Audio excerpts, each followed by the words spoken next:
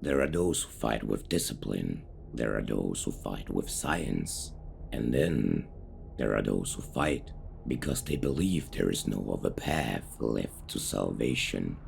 Across the scarred wastes of Europe, where mud swallows bodies and hellfire splits the sky, a strange force advances. Not a regiment, not an army, but a procession. A human tide of zealots and penitents crawling across the ruins of civilization in search of forgiveness or death. They are the Trench Pilgrims, a mass of men and women clad in rags and reliquaries, rusted helmets, and holy symbols. Their faces are hidden beneath iron capirots, tall conical hoods of iron and steel, shaped like the symbols of shame and martyrdom. Beneath them, no voice complains, no eye wavers, no faith is shaken. They chant not in unison, but in cacophony, psalms, prayers, screams. Some burn incense, others wear chains, yet all of them bleed. There is no nation behind them, no banner but the cross, no command but the voice of their prophet guides them hand in hand with the agony of their own sin.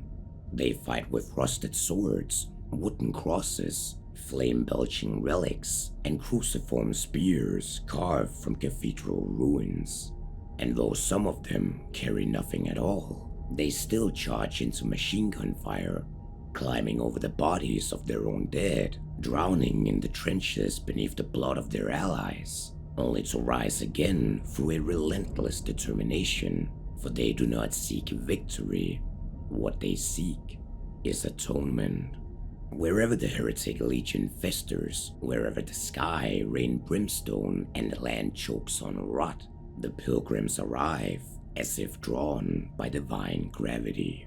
They arrive with an inhuman determination to fight, to die, and if they are deemed worthy, to return. There is no glory to be found, no medals waiting, no parade in their name, no rest, no end. The only thing they have is the next trench, the next sin, and the endless, blood-soaked road to salvation.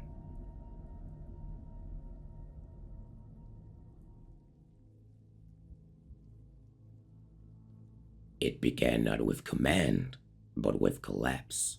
When the heretic legion first emerged, born of fire, madness, and sulfur, the nations of the earth reeled. Cities were burned, armies were shattered, and faith trembled as the churches, once sanctuaries of peace, became flooded with the desperate, the persecuted, and sermons of paradise were overtaken with screams of the apocalypse.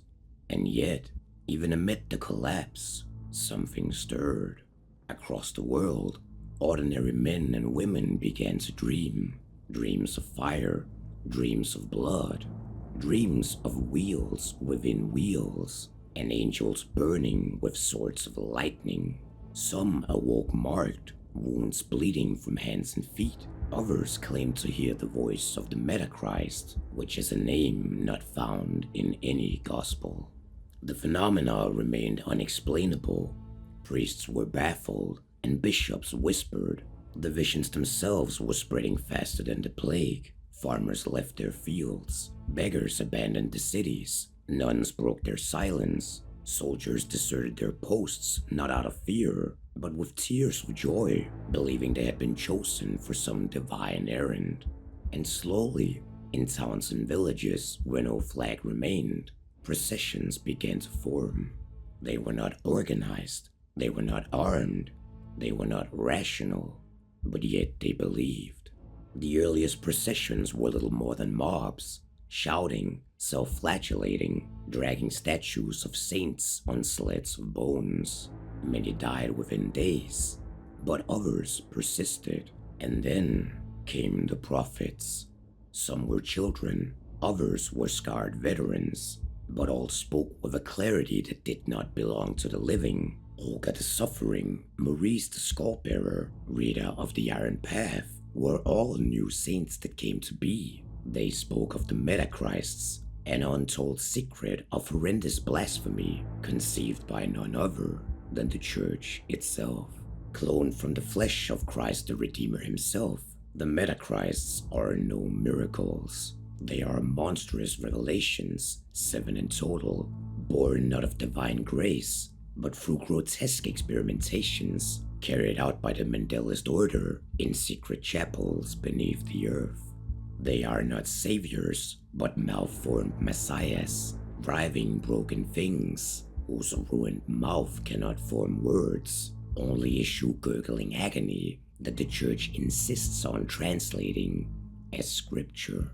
From their bleeding eyes and split tongues flows the ichor of communion. Their flesh, torn from their bodies by knives held by consecrated hands, as well as their blood, caught in relic chalices, is fed to the faithful in perverted experimentation. It is said that each Metachrist holds the power to raise the dead, a whisper from their shattered lips, a breath from their ruined lungs, and the fallen gasp once again. But to partake in their body is to gamble one's soul. For those very few who survive the transubstantiation become communicants, no longer men, no longer sane, bodies swollen with unholy might, their very heartbeat a hymn to pain and war. Each Metachrist is kept hidden, enshrined, or chained depending on the temperament of its grotesque resurrection. They are not worshipped in the open by the Church. No procession, no gospel, no shining cathedral bears their full truth, for even the Church, in its sanctified madness, understands what it has created, living blasphemies, gods in torment, whose holiness comes not from perfection, but from their suffering. And still, entire orders kneel before them, prayers are sung to their silence, saints are born from the visions they impart, visions that are soaked in gore and revelation. The faithful call them miracles, yet the few who has seen the actual Metacrists knows them as abominations. One thing that is certain though, the Metacrists are power incarnate. They are the true ace in the hole for the Church, and in this eternal war against the forces of hell, power is all the Church can afford to believe in. Yet their preaching and sermons were not the most terrifying aspect of the new saints, for these beacons of light were not saviors as mentioned in the Bible, for instead of leading their followers to safety, they led them in to the very heart of war. Yet amidst all the danger, in the middle of hellfire and flames, against all logic, the followers survived. They began to appear beside crusade regiments, following behind convoys, fording rivers in long chanting lines. Some of them were accepted as cannon fodder, others were blessed by the desperate, some were even met with gunfire by commanders who feared mutiny. But despite the sacrifice and death, the processions kept coming. Some bishops condemned them, others turned their eyes away. The Church, fractured by war and fear, issued no orders, but did not intervene either. And as the battlefields kept filling with pilgrims eager to sacrifice themselves for the greater good, in time it became clear these processions of pilgrims could not be stopped. They are not recruited, nor are they trained. They are simply called upon, and those who answer the call are never the same.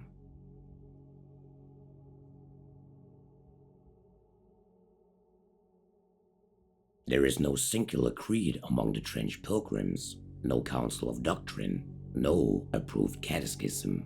Instead, their faith is a living fever, fragmented, fluid, and aflame. Each procession follows its own strain of revelation, whispered by the mouths of its chosen prophet or prophetess. Some adhere to scripture twisted by grief. Others follow visions received in dreams or trauma. Yet even in this chaos, a few common tenets emerge, threads that bind the madness together into a dangerous, burning tapestry.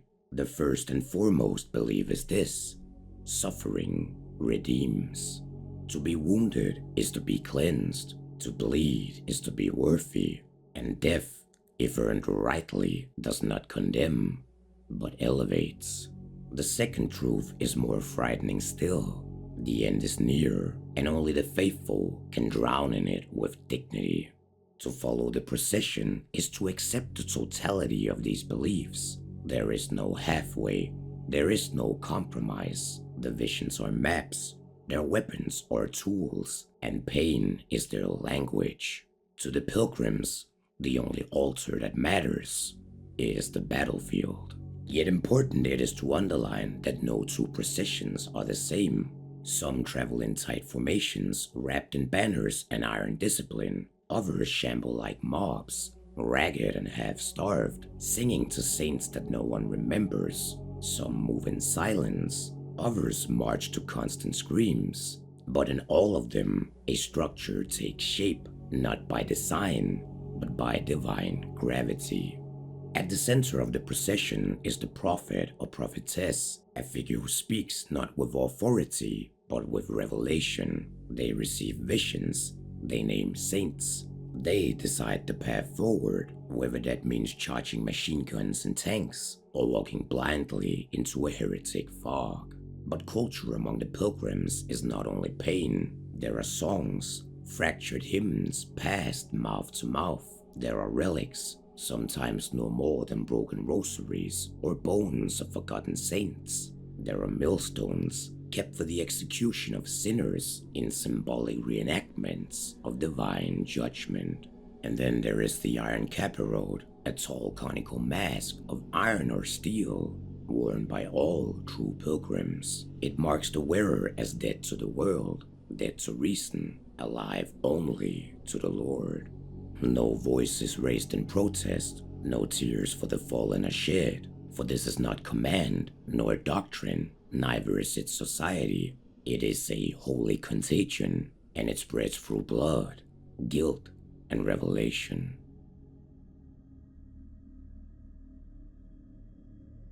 The church has soldiers, the sultanate has devotees, the pilgrims have those who remain.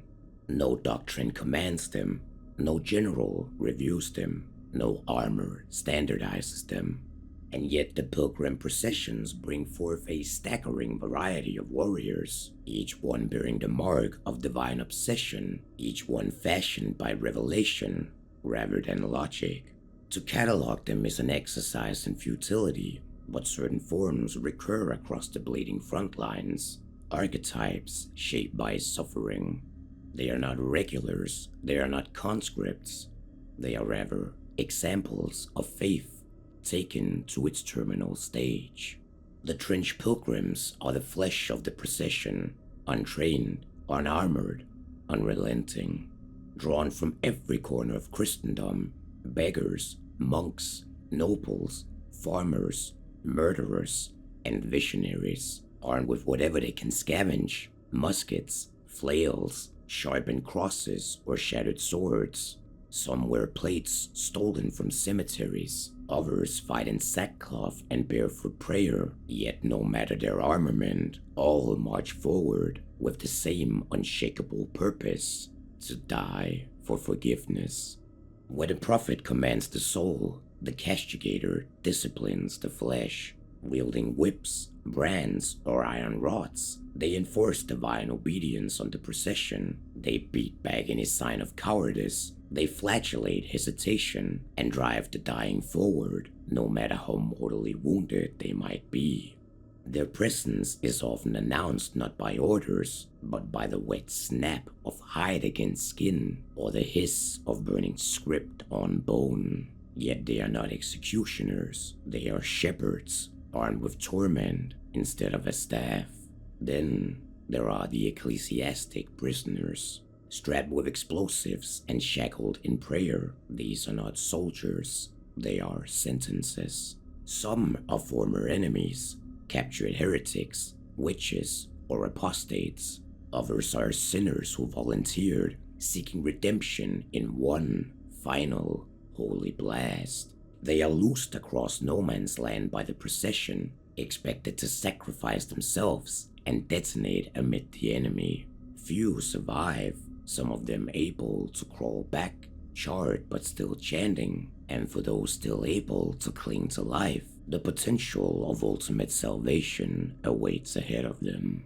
Then there are the stigmatic nuns, the blade of the third Metachrist. They are flesh made holy through suffering. These warrior nuns fight with swords, pistols, and unshakable devotion. Their wounds are sacred. Each cut they receive strengthens them, and because of this, they do not seek to avoid injury, rather they welcome it. Each pain is a reminder of Golgotha, each fracture a communion. They march into fire, chanting Latin litanies. Their armor is modest at best, marked with stigmata symbols and relic straps. Some are even known to remove their helmets to receive better wounds, and when they bleed, they do not slow, they charge. The martyr penitents are said to have died once before being brought back by the seventh Metachrist. No flesh rots from their body, no scream escapes their throat. These revenants, half ghost and half glory, move with unnatural calm across the battlefield. There is no miracle in their revival, only purpose. Some say the martyr penitents are chosen not by rank nor holiness, but by how they died in their previous life. Those whose deaths were incomplete acts of contrition are now returned to finish them. When the procession needs not a man, but a monument, they bring forth the anchorite, a 12-foot tall iron colossus shaped like a church bell mated with a tomb. Its frame is inscribed with scripture, relics, and thorns. At its center, impaled on hooks, crucified against iron spikes, is a monk, eyes sewn shut, flesh torn open.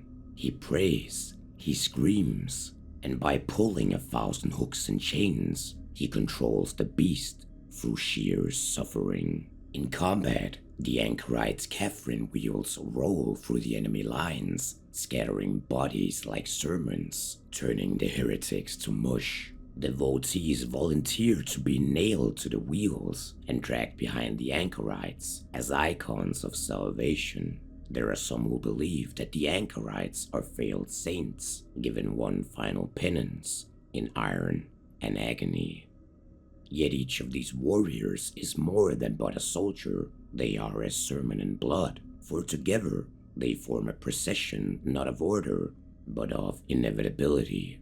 Where they march, the ground blackens. Where they die, relics grow. And where they rise again, nothing human remains. To speak of the Trench Pilgrims as one people is a lie whispered only by the ignorant.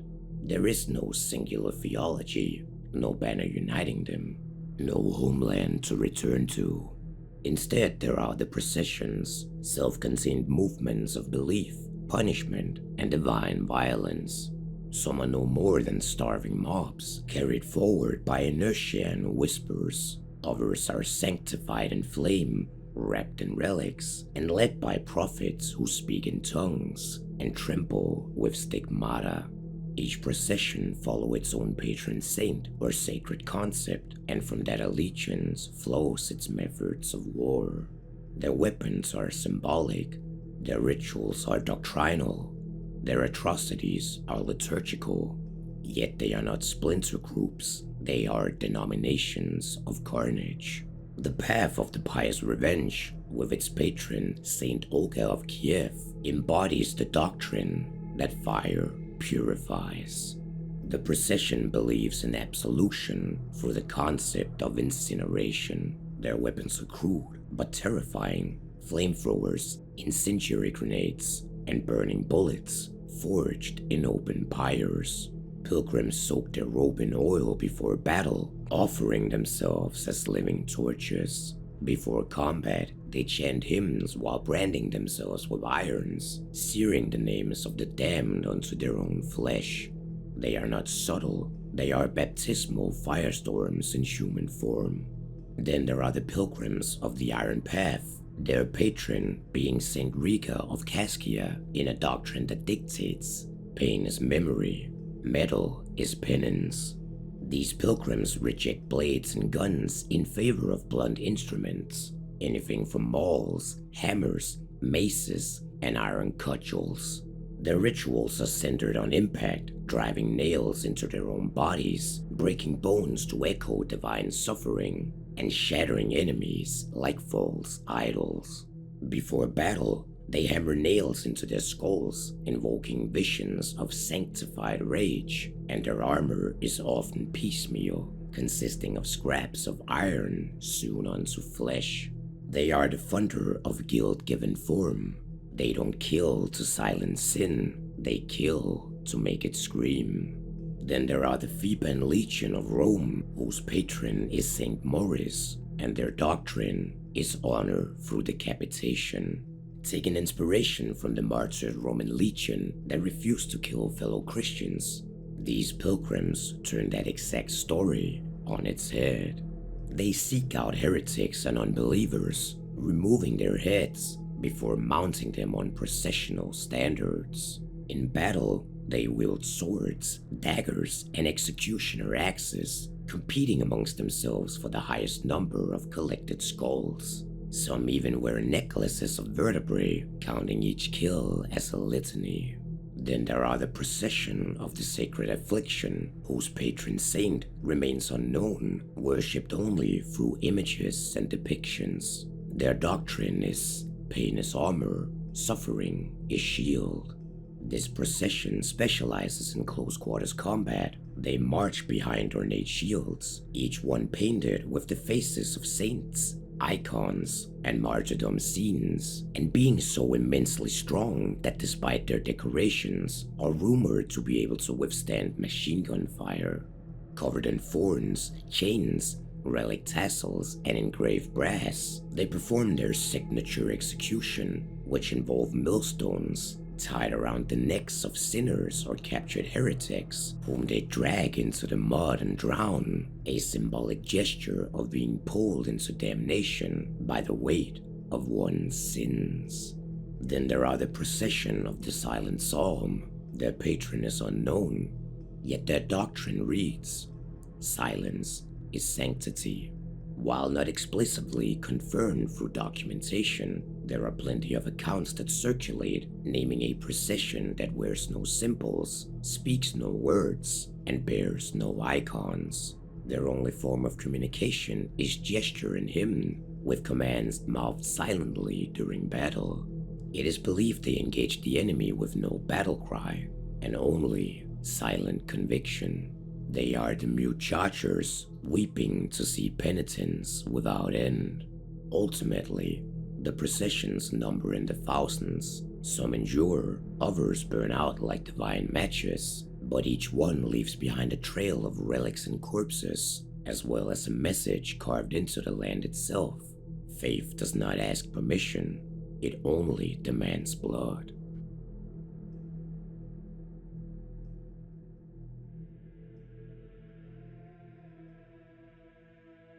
The Trench Pilgrims were not summoned, they were not ordered, they arrived unbidden, carried by faith, delirium, and fire. And for this reason, they have no true allies, only others who briefly tolerate their presence. Wherever they walk, they're regarded with suspicion, and even those who welcome them do so with one hand on the trigger. The Heretic Legion is not an opponent, it is a revelation, a divine warning made flesh. They do not simply fight the heretics, they seek them out, pursue them, crave the confrontation. Each heretic destroyed is a versary written in blood. Each charge into the maw of chaos is an act of praise. And if they are consumed, well, so be it. For in the end, martyrdom is not a failure, it is the objective. No diplomacy, no quarter, only sermons of steel and fire. On the other hand, officially, the church does not recognize the pilgrim processions. Their doctrines are often unstable, heretical, contradictory. Their prophets defy hierarchy. Their saints are unsanctioned. Their rituals unspeakable. And yet, the church cannot disavow them either. For in the end, they fight the heretic, they bear the cross, they die in droves, and the laity loves them. Across towns and cities, the faithful leave offerings for processions as they pass. Some bishops quietly bless their banners, others simply look away. It could be speculated that the church doesn't fear them for their danger alone, but rather for their authenticity and conviction. For in the pilgrims, the people see something terrifying: faith without compromise. In truth, they are a mirror to divine belief, and it is no secret that the church doesn't always like what it reflects. Between the Iron Sultanate and the pilgrims, there is no open war, yet there is no trust either.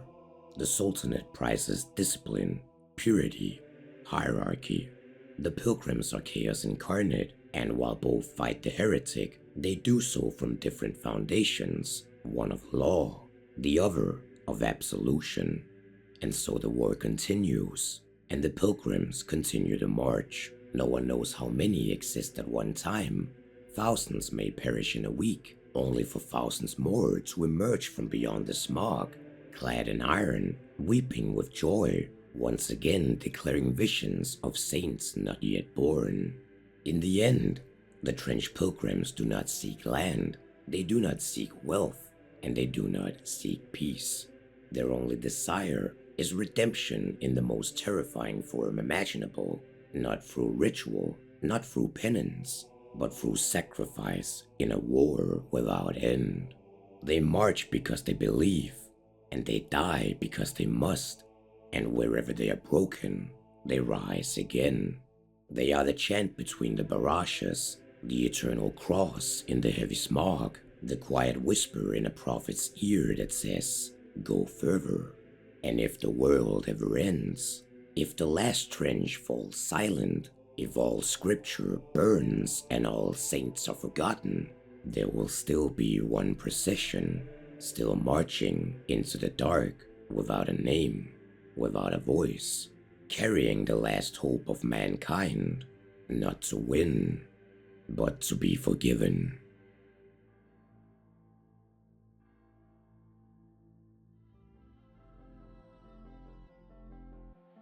Hey there, Hazmat here. That covers the Trench Pilgrims and the final third of the faithful factions. Next we're gonna turn our attention to the other side, starting with the Heretic Legion. If you've enjoyed this episode, make sure to let me know in the comments below.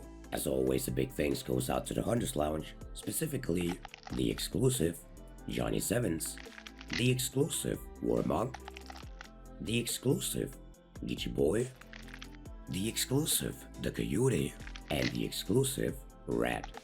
The VIPs: Corvo Bearslayer, Derivative, Tuck Powell, Gino Lucero, Goose, Hambone, Jiminel Bob, Corey Peterson, Michael Thornhill, Mordef Menace, Ryan, Slip, Stas Piestek, Sunrise Phoenix, TJ Crane, Texas Toast, and the Wizard of Copper. And of course, all the regulars. If you enjoy the content I produce and would like to help support the channel, consider signing up as a member on Patreon for as little as $1 a month. The link is in the description below. And thank you all for watching. I'll see you in the next one.